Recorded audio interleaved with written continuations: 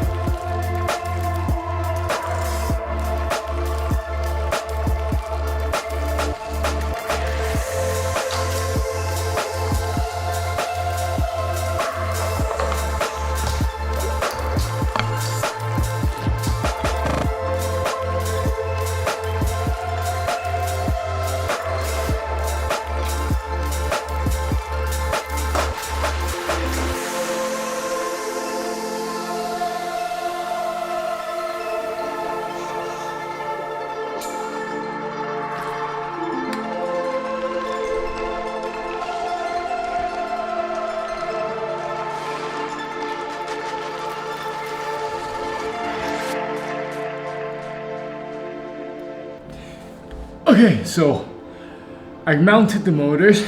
All I need to do is change out my ESC's XT60 into an XT90 so they can carry all the current, and make an adapter port for the two batteries to come into one. And yeah, I need to make sure that this UBEC is also connected so that everything can be powered.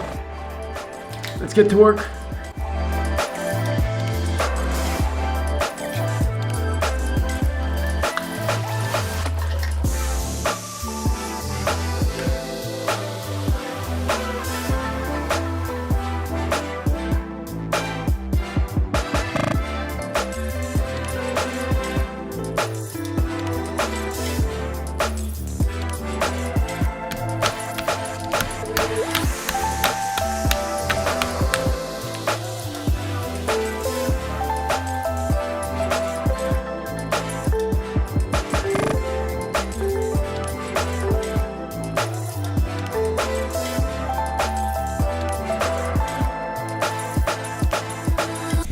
Okay, so the concept is that this will be plugged in to the ESC, which is over here.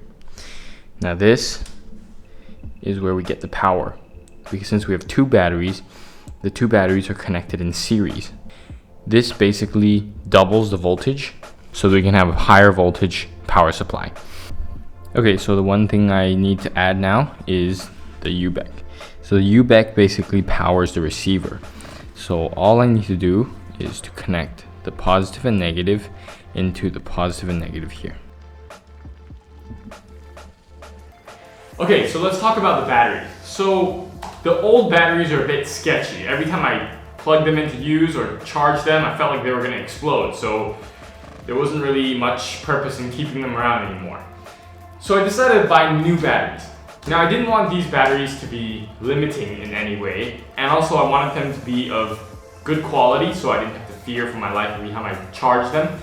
So I decided to go with the Turning 5000 milliamp hour 6-cell LiPo battery. Now you might be saying, 5,000 milliamp hours, that's like a phone, like what's the difference? Like, that's smaller than some phones actually. But you have to realize this is 6 cells, so that means it's 22.2 volts instead of the 3.7 that's usually in phones. So the power that this thing can store is a lot higher than your phone. And not only that, this thing can discharge at 40 to 50 C. Now what that means is, at any instantaneous moment, this battery can discharge a current of 50 times 5 amps. So that would give you 250 amps. So the theoretical maximum current that this one battery can discharge is 250 amps. Now that doesn't get you, I don't know what will. But to add on to that, since we have two and we connected both of them in series, the voltage will double, which brings the voltage up to 44.4 volts. So 250 amps and 44.4 volts.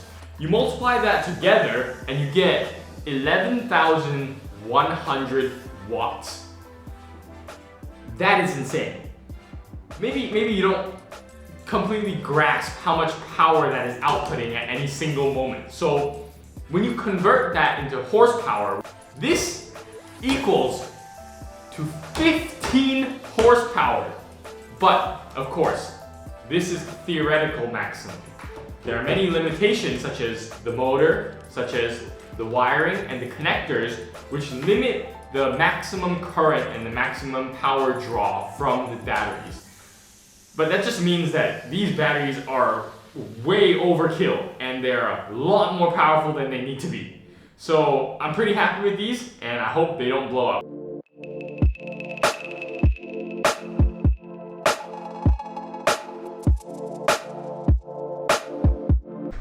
Okay, so in order for both of the ESCs to get the same input from the receiver, I will need to connect this to both of them from the same channel, which requires this.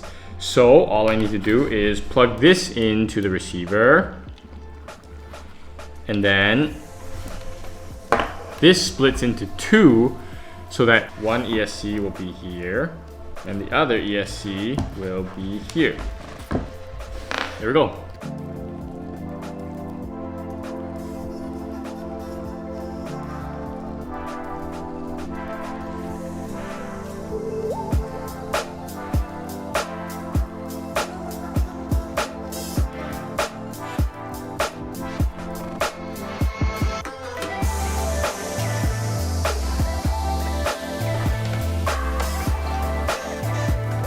Now that this is secured, I'll be putting everything in.